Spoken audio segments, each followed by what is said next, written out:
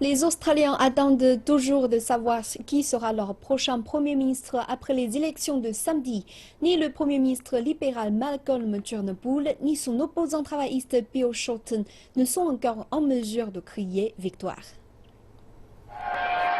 Le Premier ministre australien Malcolm Turnbull est monté sur scène très confiant cette soirée électorale avec un message d'optimisme.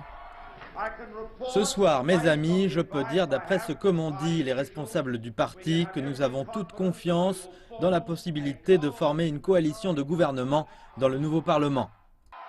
Le leader travailliste Bill Shorten a lui aussi délivré son message à Melbourne et il était plus réservé.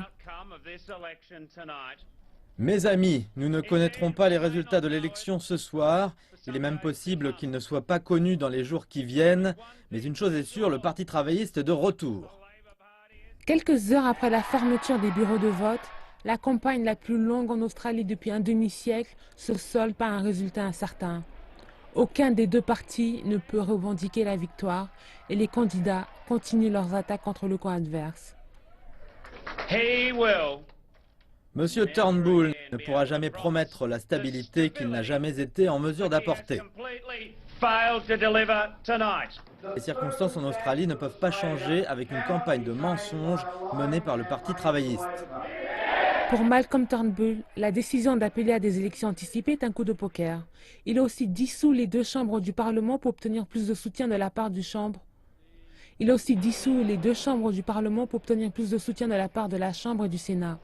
Difficile de dire pourquoi il a pris cette décision. Les analystes disent que c'est parce que Shorten a pris de l'importance à la faveur d'une campagne largement centrée sur l'économie. Nous avons fait campagne avec l'agenda le plus complet pour ces élections et le programme pour financer nos promesses. M. Turnbull a basé sa campagne sur la nécessité de créer des emplois et de la croissance dans une économie incertaine. Nous devons être innovants, nous devons être compétitifs, nous devons saisir les opportunités. Ce temps est venu. Le comptage des votes devrait reprendre lundi. Les responsables de l'élection ne pensent pas avoir les résultats finaux d'ici au moins mardi prochain.